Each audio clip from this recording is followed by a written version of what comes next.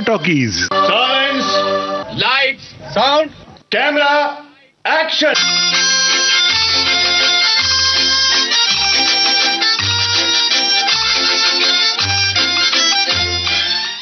श्रोताओं, बॉम्बे टॉकीज में पिछले 2 हफ्तों से आप सुन रहे हैं टीवी, फिल्म्स और ओटीटी की वर्सेटाइल एक्ट्रेस राजश्री देशपांडे से हमारे सहयोगी यूनुस खान की बड़ी ही दिलचस्प बातचीत का सिलसिला जारी रखते हुए आज आपको सुनवाते हैं इस बातचीत का तीसरा और अंतिम भाग।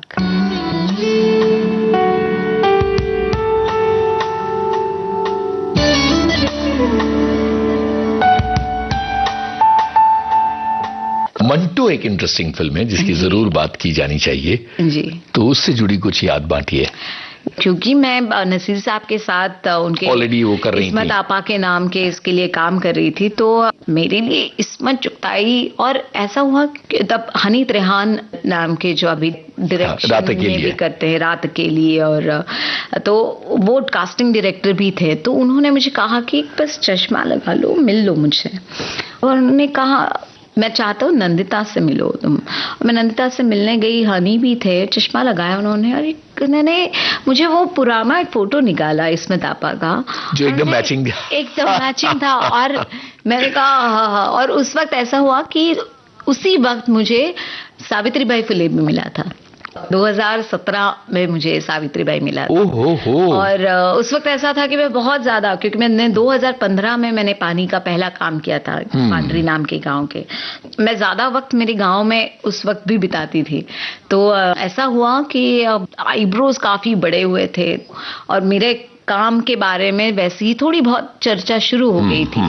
तो सावित्रीबाई मिला मुझे और फिर थोड़ा सा मैंने वेट भी अच्छा पुट ऑन किया था उस किरदार के लिए, तो वो इस्मत आपा के लिए भी मैच हो गया। ऑफ कोर्स इसके साथ साथ मैं मतलब पूरे मेकअप, हेयर, कॉस्ट्यूम टीम हमारी जो थी वो बहुत ही अमेजिंग थी, तो उन्होंने मुझे बनाया। कितना सेंसेशनल था इस्मत आपा का किरदार निभाना, क्योंकि कहीं ना कहीं नाटक में भी आप उस अनुभूति से तो गुजर चुकी थी। नहीं, पर उनको एक अलग तरीके से जानना मेरे लिए बहुत मजेदार था। पर मेरे लिए ये होता है कि किरदार उसके बीच में क्या करता होगा, वो मेरे लिए, क्योंकि एक कहानी तो लिख दिया है, पर उस कहानी के पहले क्या हुआ होगा और वो कहानी के बाद में क्या हुआ, मेरे लिए बहुत मजेदार बात होती है। जैसे मैं नीलम कृष्णमूर्ति भी, वो तो है यहाँ पर मतलब अभी, पर मैं हमेशा सोचती थी कि मैंने उनको जितना देखा वो सिर्फ टीवी में उनके जो मीडिया के साथ बातचीत हुई उतना ही मैंने उनको देखा था, पर मैं सोचती थी कि ये जब घर जाती होगी या उठती होगी जस्ट नींद से, उस वक्त उन्होंने क्या सोचा होगा, आज उन्होंने खाना क्या खाया होगा। तो मेरे लिए ना, मैं किरदार को, उनकी जो जिंदगी चल रही है, तो मैं वही सोचती हूँ कि जैसे इस्मत आपा किन किन से मिली होगी, कौन कौन है उनके आसपास, घर में क्या बातचीत होती होगी, और मंटो के साथ क्या बातचीत होती होगी, किशन चंद्र के साथ क्या बातचीत होती होगी। मतलब मेरे लिए ये बहुत मजेदार की बात है कि किसी ने मुझे किस्सा सुनाया कि वो मरीन ड्राइव पे जब चल रही थी, कोई एक इंसान मिले और उनको ऐसे लगा कि क्या आप मेरे साथ चलोगे, like you know as a this thing, और उन्होंने कहा कि हाँ चलते हैं, और उनको घर लेके गई और बातचीत हो रही है और वो सोच रहा है आदमी कि ये है कौन महिला है, और उसने मुझे घर तक लेके गई और अपनी बेटी तक को मिला रही है, अपने घर वालों को मिला रही है। तो मेरे लिए एक इंसान को एक अलग तरीके से देखना और लेयर्स को जानना, वैसे आपको पॉजेस में आप किरदार को मिलते, आप स्क्रिप्ट में तो है, पर स्क्रिप्ट के साथ साथ जो सबटेक्स्ट होता है, करेक्ट, वो क्या करता है वहां से, क्योंकि सीन जब शुरू होता है ना, जब साइलेंस होता है, लाइट होता है, कैमरा होता है, एक्शन होता है, उसके बाद में जो पॉज होता है वो डिसाइड करता है कि अभी क्या करने वाले हैं। क्या प्यारी तो मेरे लिए वो डिसाइड करना कि मैं अगर उठ रही हूँ या मैं किसी के साथ बात कर रही हूँ, उसके पहले जो पॉज था उस वक्त मैंने किस तरह से सांस ली, उस पे मेरा पूरा सीन और मेरा किरदार और उसकी पूरी कहानी निर्भर होती है। तो वैसे ही मैंने इस्मत चुगताई भी किया, वैसे ही मैंने सावित्री बाई भी। दो अलग अलग किरदार हैं, बिल्कुल अलग अलग धारा के, तो डिफिकल्ट था, ये दो अलग अलग नावें हैं। डिफिकल्ट मतलब मुझे बहुत मजा आता है एक्चुअली किरदारों को जीना और उसके बारे में सोचना कि वही क्या कर रहे होगे। ये मेरे लिए डिफिकल्टी का भाग नहीं है, ये मेरे लिए चैलेंजिंग का एक हिस्सा है। मुझे बहुत मजा आता है, तो मेरे लिए वो डिफिकल्ट नहीं था, एक ऐसा चैलेंज था जिससे मुझे लगता है कि मैं और कितना पढूं, मैं क्या जान सकती हूँ, मैं कौन हूँ और मुझ में क्या है और मुझ में ऐसी कौन सी चीज है जो उसके पास है और जो नहीं है, क्या है जिससे मैं सहमत हूँ और जिससे मैं नहीं सहमत हूँ। क्योंकि ऐसे जरूरी नहीं है कि हर बात पे आप सहमत हो सकते हो किसी के, ऐसे भी किरदार ग्रे शेड्स होते हैं जिनमें आप अपने किरदार को के साथ में सहमत नहीं हो, पर वो किरदार सहमत है। तो मेरे लिए अगर इसमें चुगताई ऐसी है तो वो ऐसी ही है, वो मैं हूँ। अगर सावित्री बाई की ये जर्नी है या सुभद्रा की ये जर्नी है सीक्रेट गेम्स की, या नीलम कृष्णमूर्ति ट्रायल बाय फायर की जर्नी है, तो वो जर्नी है। लेकिन एक बड़ी दिलचस्प बात मैंने आपकी पूरी यात्रा में देखी कि ये जो फीमेल किरदार हैं ये बड़े मजबूत किरदार हैं आमतौर पर, चाहे वो सीक्रेट गेम्स हो, चाहे वो ट्रायल बाय फायर हो, चाहे वो ब्लैक वारंट हो जी, या मैं क्या कहूँ इसको, मैं रंगीन को भी गिन लेते हैं। हाँ जी, तो ये सुभद्रा को भी गिन लेते हैं, सावित्री को भी गिन लेते हैं मंटो वाले फिल्म में। तो ये एक पूरा स्केल बन रहा है, एक पूरा ग्राफ बन रहा है जहां आपको बड़ी सशक्त महिला भूमिकाएं मिल रही हैं। तो ये खुशकिस्मत हैं आप या ये कुछ जादू चल रहा है, क्या हो रहा है ये? देखो, एक तो ना ये कि मैं इस समाज का हिस्सा हूँ तो और मैं किसी भी फॉर्मूला को नहीं सोचती हूँ। मुझे लगता है कि मुझे जो किरदार मिलते हैं वो समाज के हिस्से से मिलता है। जैसे मंटो साहब ने कहा था कि मुझे उस औरत में दिलचस्पी है जो चकले पे बैठी है, मुझे उस औरत में दिलचस्पी है जो दिन भर काम करके उस बस की भीड़ में दौड़ रही है और अपना टिफिन खोल रही है और खा रही है। मुझे उस औरत में दिलचस्पी है जो इस भरी दुनिया में मुझे उन औरतों में बहुत दिलचस्पी है। ऑफ कोर्स ऐसा नहीं है कि मुझे बाकी किरदार नहीं करने, पर मुझे ना वो एक साइकी जानना कि कोई इंसान ऐसा क्यों है, क्यों करना चाहता है, क्यों बनना चाहता है, क्यों ऐसा कह रहा है। और जैसे अभी रंगीन की कहानी हो, है ना, तो ऐसी औरतें हैं, ये हमारे ही समाज का हिस्सा है। जैसे सुभद्रा भी है, जैसी इस्मत है, नीलम है, सावित्री है, लक्ष्मी है जो एंग्री इंडियन गॉडेस में, ये सारे ये लोग हैं, हम मेरे आसपास वाले हैं, तो मैं उन्हीं को दर्शाती हूँ। पर ऐसा नहीं है कल अगर मुझे ऐसा कुछ मिला जिसमें मैं एक काल्पनिक हूँ, उसमें भी मैं एक कहानी जान डाल दूंगी कहीं ना कहीं से। क्या प्यारी बात है। यहाँ पर एक गाना सुनते हैं, फिर आपकी OTT सीरीज की अलग अलग बातें करेंगे। तो कौन सा गाना होना चाहिए?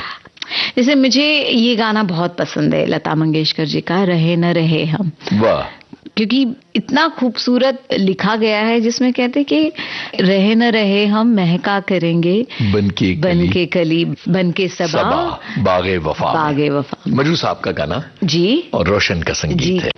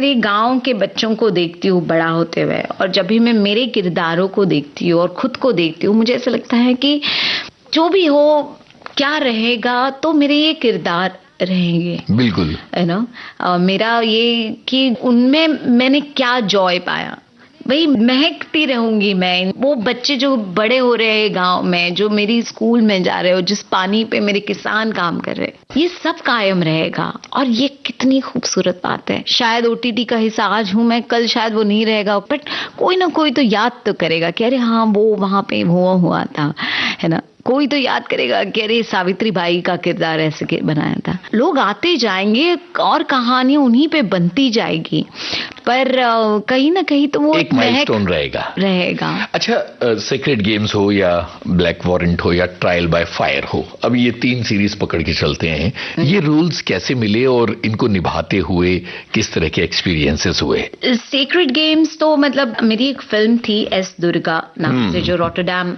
फिल्म फेस्टिवल में, वहां पर इंडिया की पहली फिल्म थी जिसको हीवोस टाइगर अवार्ड मिला था। फिर मुंबई फिल्म फेस्टिवल उस वक्त हुआ था, वहां पर भी उसको गोल्ड अवार्ड मिला था। तो अनुराग सर ने वो फिल्म देखी थी और वो उन्होंने मुझे याद रखा था। तो जब ये सीक्रेट गेम्स का कास्टिंग हो रहा था, तो उन्होंने कहा मुकेश छाबड़ा जी को कि उससे बुलाओ, उसका ऑडिशन ले लो।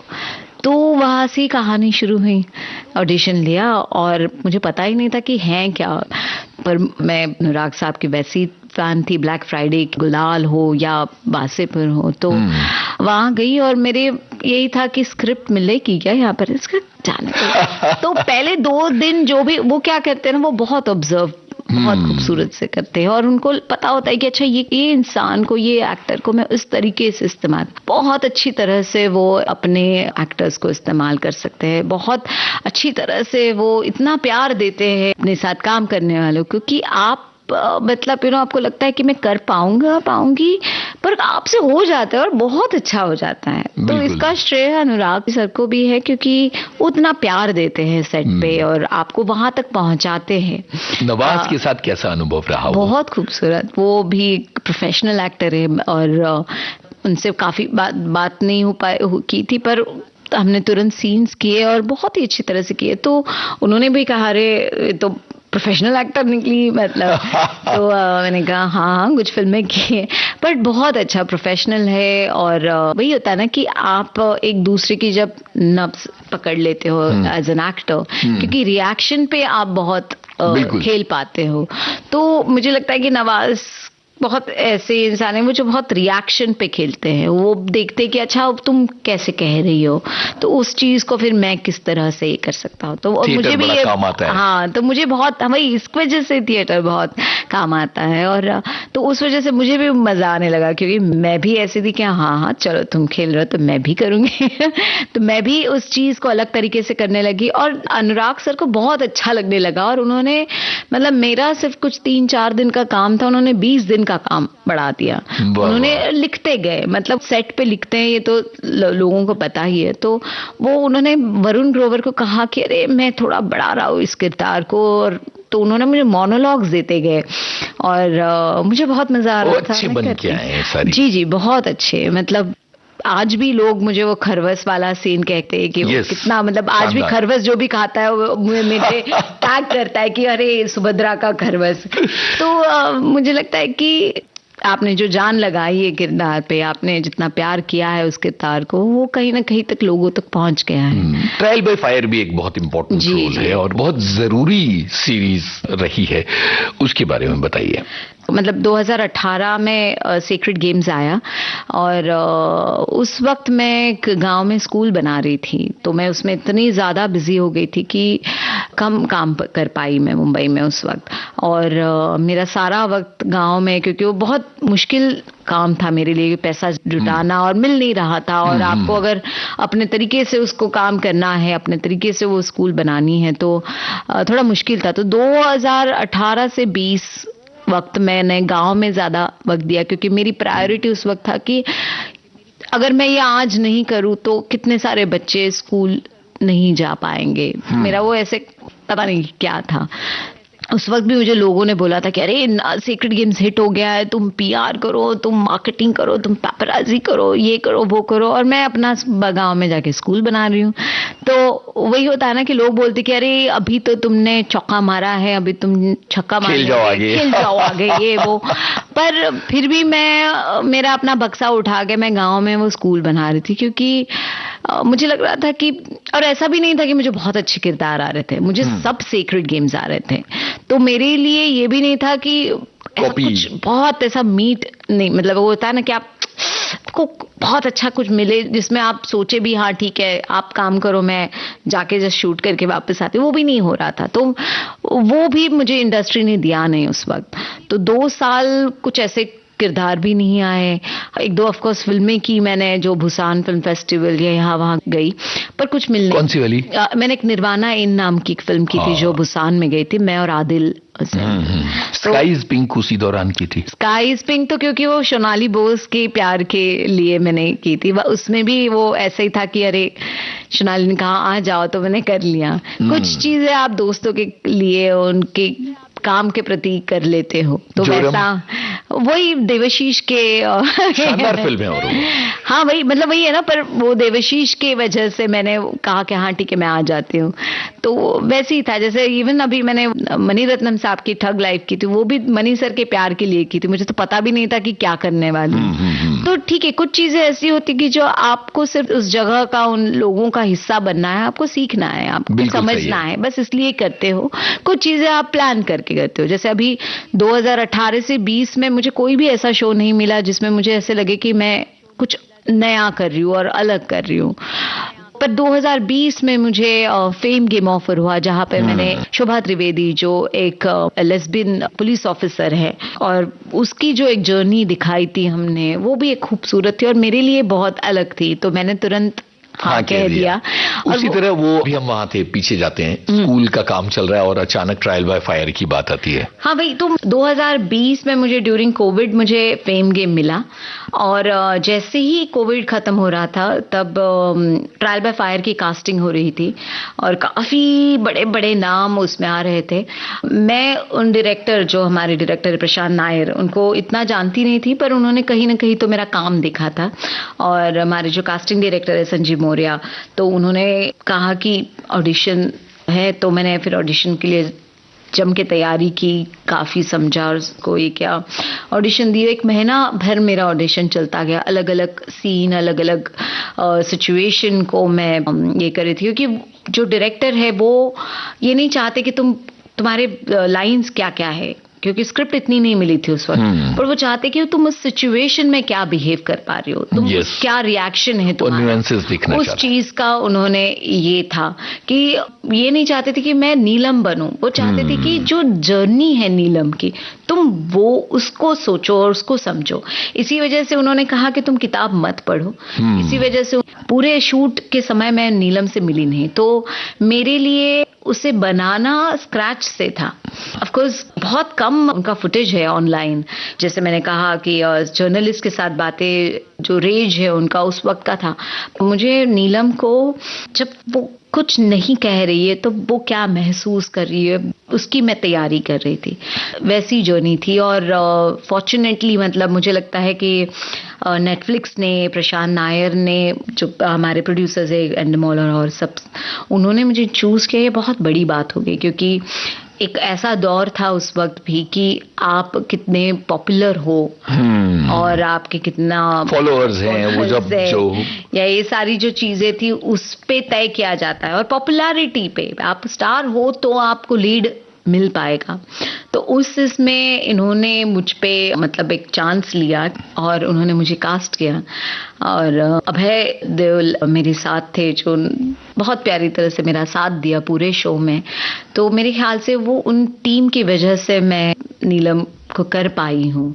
मेरे प्रोड्यूसर्स, मेरे डायरेक्टर्स, सारी टीम, डीओपी, म्यूजिक, सबकी वजह से, मेरे को स्टार्स, उनकी वजह से, क्योंकि सबने मुझे साथ दिया। एक माहौल ऐसा बनाया जिसमें सबको पता था कि हम कोई ऐसी वैसी बातें नहीं कर रहे हैं, सीरियस बात कर रहे हैं। और माहौल भी वैसा ही था कि जब भी हम काम कर रहे हैं, हम काम कर रहे हैं। ठीक वैसी ही सीरियस बात जो है वो ब्लैक वारंट में है जी। वो तो खतरनाक किरदार है। वही नहीं, और मुझे बहुत कमाल लगा कि जब विक्रम मोटवाने सर ने मुझे पर्सनली कॉल किया कि मैं चाहता हूँ कि तुम करो ये, तो मुझे अच्छा लगा। उन्होंने मेरे बारे में सोचा और उन्होंने खुद मुझे बुलाया इस बारे में कि ये तुम ही अच्छा कर पाओगी।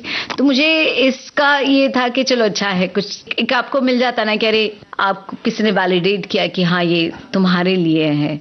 तो भले ही वो कैमियो था पर मेरे लिए उसमें आपने कैमियो भले था लेकिन उसमें आपने किया है वो कमाल। बहुत मजा आया। जिस तरह से वो देखती भी हैं वो खतरनाक है। हमें बनाने में बहुत मजा आया उसमें जी। तो मैंने वही कहा ना कि मुझे बहुत मजा आता है किरदार को ऐसे डिजाइन करने, गहराई में उतरना। हाँ वही, मतलब जैसे किसी को अगर खाना बनाना पसंद है तो इमेजिन आप, मतलब आज थोड़ा सा नमक कम डाल के मैं थोड़ा सा आमचूर डाल दूं, ऐसा वाला है कि अच्छा ठीक है काम करती हूँ मैं।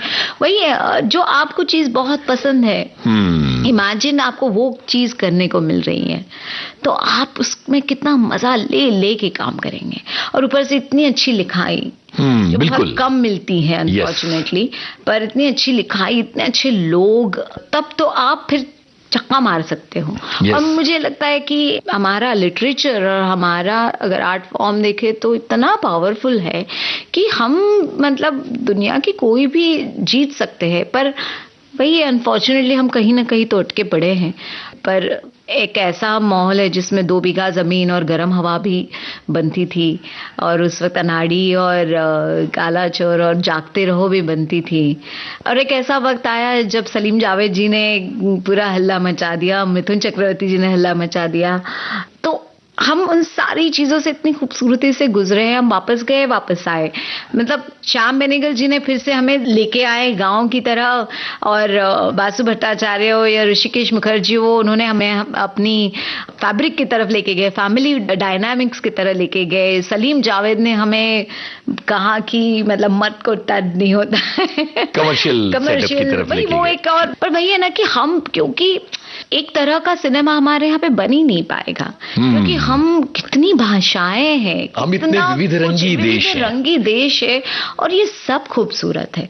मतलब मुझे लगता है कि एंटरटेनमेंट के बारे में अगर कहो तो बस उतने तक नहीं, सीरियस भी चाहिए, एंटरटेनमेंट भी चाहिए। मुझे हर तरह का सिनेमा चाहिए, मुझे कॉमेडी भी चाहिए। मतलब वही बोल रही हूँ ना कि अगर हम परसाई को पढ़ते हैं और फूला देशपांडे को पढ़ते हैं तो तेंदुलकर को भी पढ़ते हैं और चुगताई को भी पढ़ते हैं, या शरद जोशी, या ये अपने कामू को भी पढ़ते हैं और चेकॉफ को भी पढ़ते हैं। तो हम मतलब इतना कुछ है हमारे यहाँ पे, तो मुझे लगता है कि सभी कुछ खूबसूरत है। पर बस वही है कि वो वैसा ही खूबसूरत रहे उसमें, मतलब ऐसे ना कहे कि हाँ भाई चांद में भी दाग होता है, नहीं चाहिए। मैं चाहती हूँ कि बस अच्छा काम हो, अच्छी बातें हो, समाज को हम, आर्ट भी एक आईना दिखाता है। और आर्ट का काम सिर्फ ये नहीं है कि हम बस आप हमें रुझाओ, आप हमें हमारा मनोरंजन करो, नहीं है, हम उसके आगे बढ़ना चाहिए। तो आर्ट को हर एक तरीके से देखना चाहिए और हर एक के इंसान का मतलब लाइफ का हिस्सा होना चाहिए आर्ट। बिल्कुल। यहाँ एक गाना सुनते हैं, उसके बाद वो जो आपका गांव वाला और किसानों वाला काम है उसकी बात करेंगे। तो कौन सा गाना होगा आपकी पसंद, ये डिसाइड करेंगी राजश्री देशपांडे जी।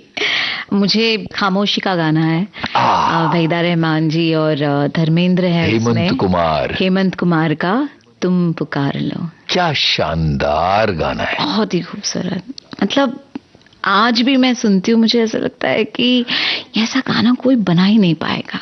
वाह। और जिस तरीके से वो उसे शूट किया है, मतलब थ्रू आउट आप देखते हो धर्मेंद्र जी दिख नहीं रहे, बस उनकी एक परछाई है या पीछे से है या बस ऐसे थोड़ा सा वो एक रेलिंग पे ऐसे खड़े हैं और फिर एंड में वो अपने चेयर पे बैठते हैं। उफ, क्या बात है।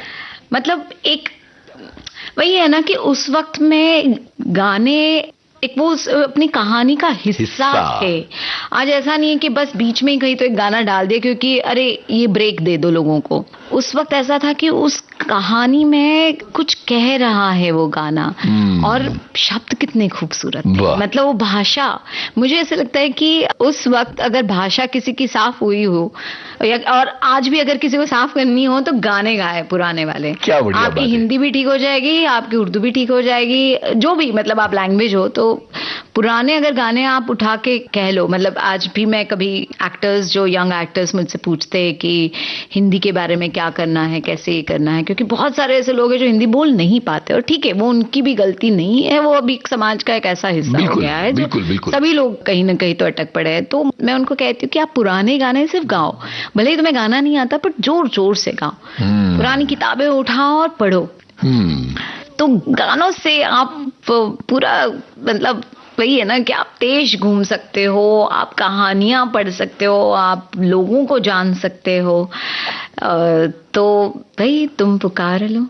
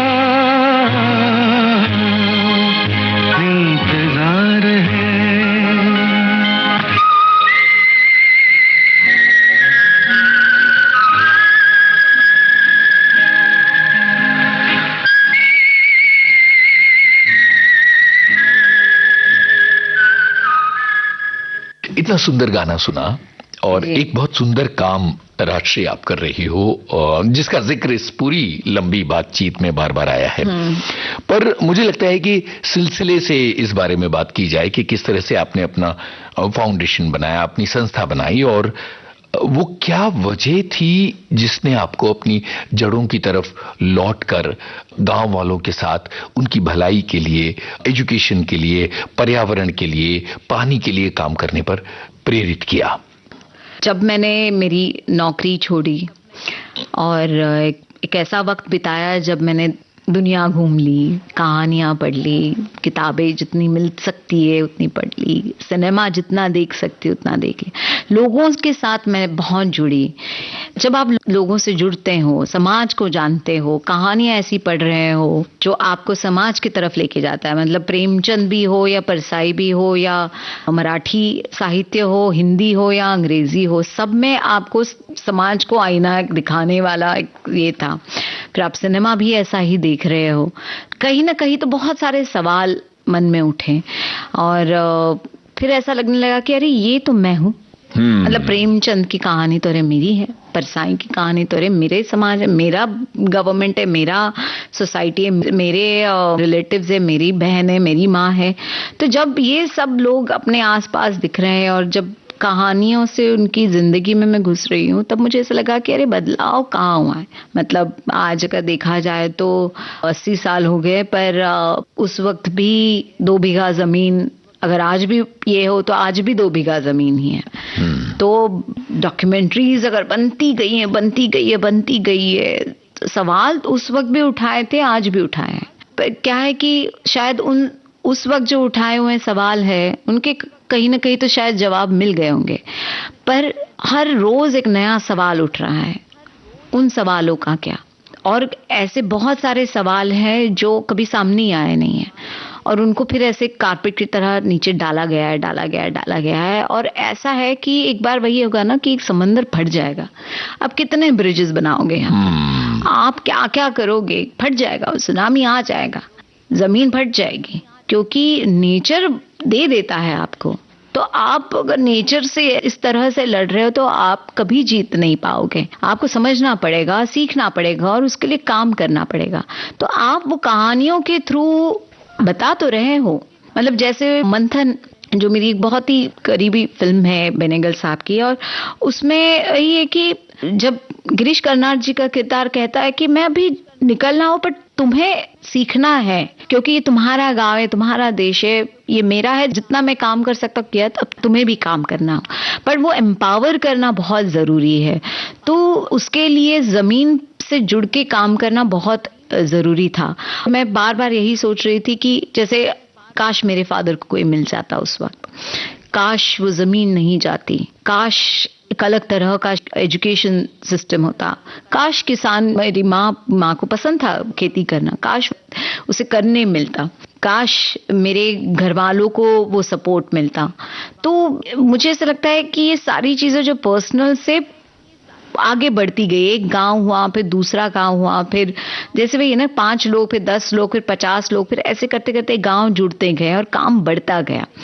सवाल तब भी थे, अभी भी है, पर मुझे ऐसा लगता है कि आप अगर लोगों को इकट्ठा करो, आप लोगों को जागरूक करो कि हमें काम करना पड़ेगा, कोई नहीं आएगा काम करने, हमें और तुम्हें काम करना है। मैं भी कोई उन गांव की नहीं थी, मैंने अपने खुद के गांव में नहीं काम किया, मैंने ऐसे गांव में काम किया जहां पर जरूरत थी। मैं बंबई में भी काम कर सकती थी, पर मुझे ऐसा लगता था कि बंबई में अगर एक जगह को, मतलब आज अगर देखें तो धारावी हो या गोवंडी और भिवंडी हो, इन सारी जगह पे लगभग 50 NGOs काम करते हैं। बहुत सारी चीजें हैं जिससे आज भी एक सवाल ही है कि क्या हो रहा है, कैसे नहीं, है ना। तो मुझे उन चीजों का हिस्सा नहीं बनना था। मुझे ऐसा था कि मुझे सही में जहां जरूरत है और जहां तो कोई नहीं पहुंचा, मतलब गवर्नमेंट तक नहीं पहुंची थी, मतलब जो मैंने पहली नदी को रिवाइव किया, नदी को मैंने जागरूक किया, वो वहां पे काम ही नहीं हुआ था। पहली बार उस गांव में मैं कलेक्टर लेके आई थी, कलेक्टर बोले अरे इतना सुंदर गांव है, मेरे मतलब मुझे पता ही नहीं था। कौन सा गांव था वो? ये पांडरी नाम का गांव था। पांडरी, उस वक्त तो वो हाईवे भी नहीं बना था, तो बहुत मुश्किल था वहां तक पहुंचना। 2014 में 1 साल तक मैं सिर्फ लोगों को इकट्ठा कर रही थी। पहले तो उनको लगता था कि मैं कोई गवर्नमेंट की हूँ, तो मुझ पे टूट पड़े थे कि आपने ये नहीं किया, वो नहीं किया, वो नहीं किया। फिर जब उन्हें पता चला कि मैं ना गवर्नमेंट से हूँ, ना कोई पैसे वाले से हूँ, ना कुछ हूँ, क्योंकि मैं मेरी माँ के साथ जाती थी, मेरे पास टीम थी नहीं, तो उनको लगने लगा कि अरे ये तो हमारे में से ही एक है। और वहां से फिर 5 लोग पहले जमा हुए, फिर 10 हुए, फिर 15 हुए, ऐसे करते करते 1 साल में वो पूरा गांव इकट्ठा खड़ा हुआ। थोड़ा थोड़ा सा उन्होंने पैसे दिए, कुछ पैसे मुझे लोगों ने दिए। जैसे उस वक्त 2015 में जब काम किया तब वरुण ग्रोवर और नीरज गहवान को मसान का ये मिला था राष्ट्रीय पुरस्कार, तो उसके उन्होंने कुछ मेरे इसमें डोनेट किए उस काम के लिए। और इनफैक्ट पवन उन्होंने भी सपोर्ट किया उस वक्त। तो पहले काम में से लोगों ने इकट्ठा करके मुझ पे पता नहीं कैसे भरोसा किया और मैंने वो काम किया और लोगों तक वो काम पहुंचाया कि देखो ऐसा हुआ है, और वो बहुत अच्छा काम हुआ था। कितना मुश्किल था उस नदी को रिवाइव करना, क्योंकि आसान काम नहीं है ये, बहुत बरसों से जिस तरह से। जी, क्योंकि मेरे लिए ना हमेशा ये जो काम है वो ऐसा नहीं है कि अच्छा एक टास्क दिया है। मैं लोगों से बहुत इमोशनली मैं जुड़ती हूँ। मैं नहीं चाहती कि मैं वहां पे एक ऑफिसर की तरह जाऊं या एक ऐसे इंसान की तरह आउटसाइडर की तरह जाऊं। मैं हर एक बच्चे को वहां पे जानती हूँ, हर एक औरत को, हर किसान को मैं जानती हूँ, क्या करता है क्या नहीं करता है, किसमें कौन सी खामियां है, किसमें क्या गुण है, कौन कहाँ तक जा सकता है और कौन साथ दे सकता है। क्योंकि गांव है, पॉलिटिक्स है, ईगोज है, प्रॉब्लम्स है, पर उनको जब पता चला कि कोई बहुत मतलब पैसे वालों से भी नहीं है, ये खुद ये क्यों कर रही हैं, तो पहले उनका एक अनट्रस्ट वाला मामला है। तो पर वही है ना कि क्यों कर रही है। ना मुझे कोई पॉलिटिक्स में जाना था, ना मुझे कुछ पैसे मिल रहे थे, खुद के पैसे मैं खर्च करके काम कर रही थी। वो इम्पोर्टेंट था मेरे लिए कि उनको इस बात का एहसास हो कि कोई जब बाहर का आके हमारे यहाँ पे काम कर सकता है तो हम क्यों नहीं हमारे लिए काम कर सकते। हाँ। तो मैंने उनसे वही बात की। मैंने कहा क्या है ना कि हम हमेशा उंगलियां उठाते हैं, तो जब उंगली दिखा रहे हैं किसी को तो 4 उंगलियां खुद को भी देख रही हैं। तो बेशक आप उंगली उठाओ, कहो कि क्या काम हुआ है क्या नहीं काम हुआ है, पर तुम क्या कर रहे हो। यस। तो वही सवाल मैंने खुद से भी पूछा था कि मैं क्या कर रही हूँ और मैं क्या करना चाहती हूँ। मैं भी कह सकती हूँ अच्छा ये गवर्नमेंट आके कर लेगा या ये कोई और कर लेगा, ये हो जाएगा।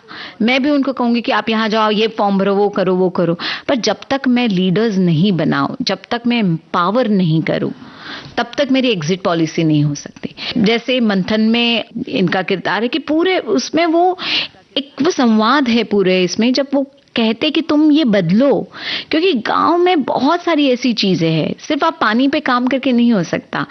आपको आरोग्य के बारे में बात करनी पड़ेगी, आपको एजुकेशन के बारे में बात करनी पड़ेगी, आपको सैनिटेशन के बारे में बात करनी पड़ेगी, आपको समझना पड़ेगा कि तकलीफें कहाँ हैं। जरूरी नहीं है कि सब कुछ अच्छा हो रहा है फिर भी तकलीफ नहीं है किसान को। जरूरी नहीं कि हर किसान जिसने आत्महत्या की है वो सिर्फ और सिर्फ सूखे की वजह से की है। बहुत से ऐसे लोग हैं जिनको दिशा ही नहीं मिली।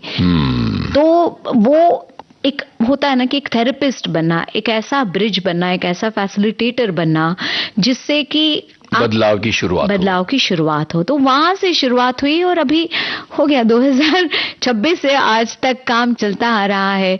बहुत सारी नदियों के ऊपर काम किया, बहुत 4 स्कूल्स बनाए और मेरे बच्चे इतने खूबसूरती से पढ़ रहे हैं वहां पर। उनके साथ आप खेलती हैं, डांस करती हैं, जी, उनको पढ़ाती हैं। आपने ये भी बताया जूडो भी सिखा देती हैं। जूडो है, ये अलग जीवन हो जाता है। एक्चुअली मेरा काम वो है।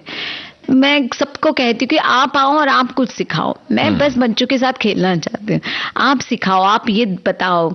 मैं इसलिए एक्सपर्ट्स को लेके आती हूँ। मैं कहती हूँ कि आप शेयर करो, आपका नॉलेज लोगों तक पहुंचना चाहिए। ऐसे लोग आने चाहिए जिन्होंने जमीन से उठ के शुरुआत की है और कभी हार नहीं मानी है, कभी डरे नहीं कि क्या होगा, और अगर गिरे भी तो फिर भी उठे हैं, और फिर गिरे फिर उठे हैं। क्योंकि किसान साल में बहुत बार गिरता है, क्योंकि कभी अनाज नहीं हुआ, कभी बारिश नहीं हुई, कभी बारिश ज्यादा हो गई, कभी पंछी ने खा लिया, कभी जमीन ने साथ नहीं दिया, कभी खुद ने साथ नहीं दिया। बहुत सारी ऐसी चीजें हैं कि तो उससे इतना जूझता है। तो बहुत स्ट्रांग होना पड़ता है किसान को। और कितना खूबसूरत पेशा है। मतलब सबसे पहली बात तो ये है कि मुझे लगता है कि जैसे कहते हैं ना कि एक नोबल प्रोफेशन डॉक्टर्स को बोला जाता था, मैं कहती हूँ कि किसान, क्योंकि वो सबसे पहले आते हैं जिंदगी में, उनको आप पढ़ाओ, उनको आप वो सारी चीजें दो जो जरूरी है। अदरवाइज एक दिन ऐसा होगा ना, गांव खत्म हो जाएंगे। आज का जो समाज है, जो यंग जनरेशन है, कोई गांव में रह के काम नहीं करना चाहता। भले ही वो फैक्ट्री में जाके 18 घंटे काम करेगा, अल्कोहलिक हो जाएगा, पर वो गांव में रह के काम नहीं करेगा। वो शहर आएगा, 10 बाय 10 की खोली में रहेगा, पर वो गांव अपने घर नहीं जाएगा, क्योंकि वो फैब्रिक ही नहीं दिया है, वो हमने उनको जगह ही नहीं दी है, उनको हमने एजुकेशन सिस्टम नहीं दिया, उनको हमने हेल्थ केयर नहीं दिया। क्यों कोई रहना चाहेगा? तो इसको ये बदलाव होना चाहिए। अदरवाइज एक दिन हम इंपोर्ट करेंगे कहीं से सब्जियां।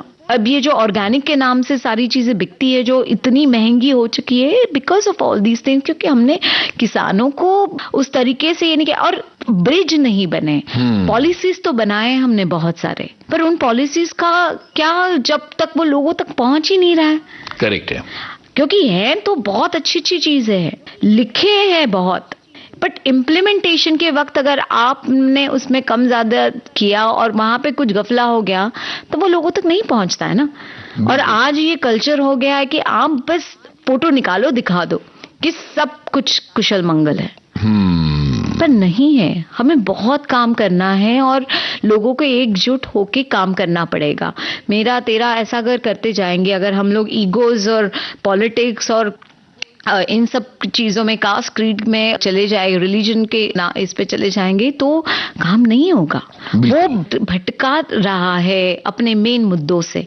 मुद्दा ये है कि हमारे गांव को सफल बनाने के लिए हमें बेसिक चीजों की जरूरत है। क्या बढ़िया बात आपने कही। यहाँ एक गाने की बात और उसके बाद मेरा आखिरी सवाल आएगा। हाँ जी। तकदीर से बिगड़ी हुई तदबीर बना ले अपने पे भरोसा है। गीता दत्त। बाजी। बाजी।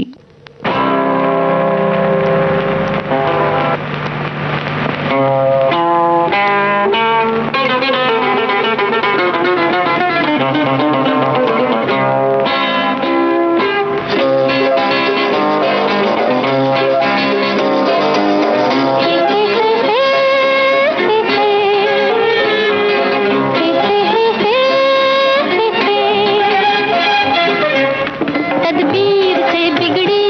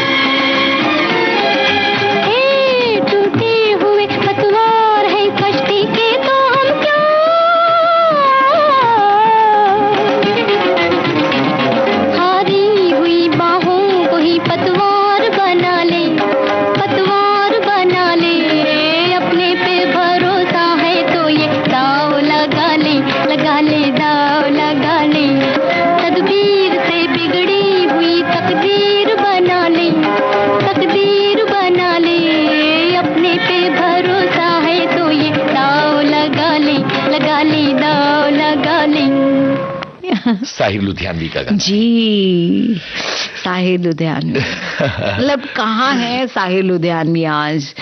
क्या मतलब, मैं वही बोल रही हूँ ना, ये जो लिख के गए हैं, क्योंकि इन्होंने जिया है। बिल्कुल, उन्होंने इंटरनेट पे सर्च करके जिंदगी नहीं जी, उनके अपने सरोकार, चैट जीपीटी पे नहीं जिंदगी चल रही है उनकी जिंदगी वो अपने जो मतलब जिए हैं उनको लिखा है उन्होंने। बिल्कुल।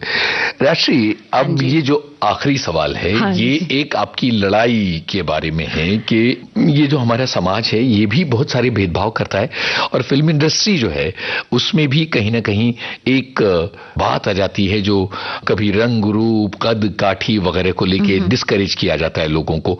बहुत सारे यंग एक्टर्स या बहुत सारे ऐसे लोग जो दूर से इंडस्ट्री को देख रहे हैं जी, उन तमाम लोगों को अपनी इस लड़ाई के बारे में क्या कहना चाहेंगे आप?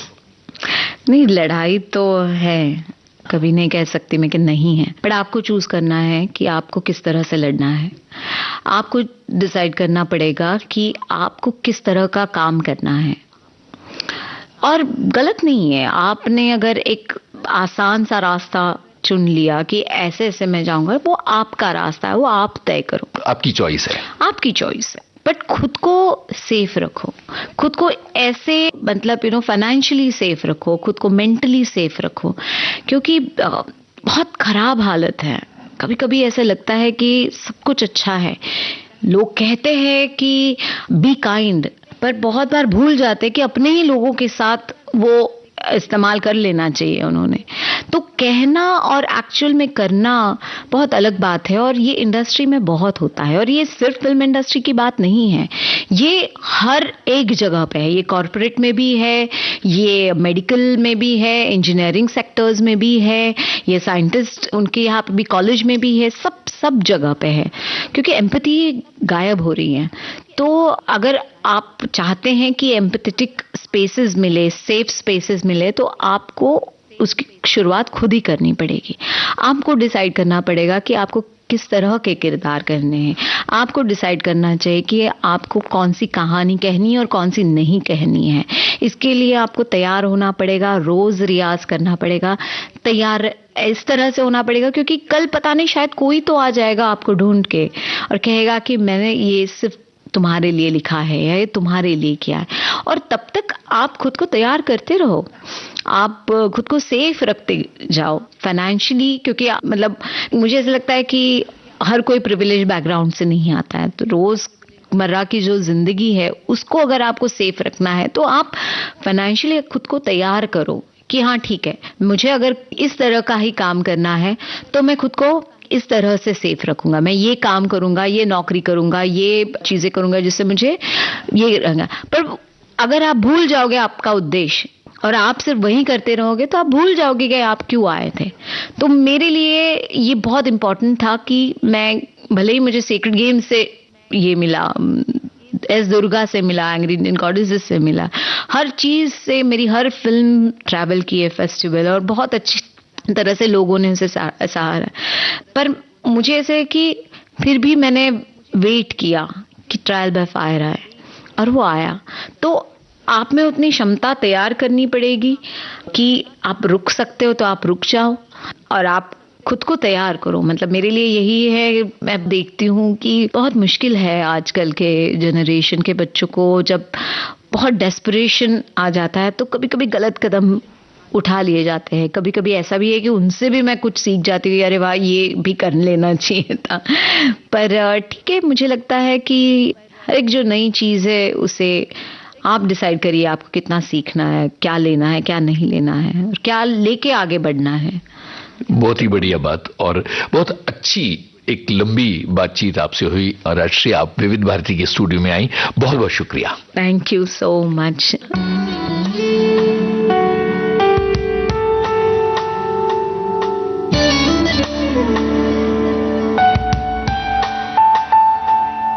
श्रोताओं, बॉम्बे टॉकीज में आप सुन रहे थे टीवी, फिल्म्स और ओटीटी की वर्सेटाइल एक्ट्रेस राजश्री देशपांडे से यूनुस खान की बातचीत का तीसरा और अंतिम भाग। आपको ये बातचीत कैसी लगी साथियों? अपने उद्गार हम तक हमारे फेसबुक पेज के जरिए जरूर बताएं। आपको बता दें, इस कार्यक्रम का संपादन किया मनीषा सिंह ने। विविध भारती की ओर से इस कार्यक्रम की प्रस्तुतकर्ता तेजश्री कामले। अब दीजिए इजाजत, सुनते रहिए विविध भारती, देश की सुरीली धड़कन।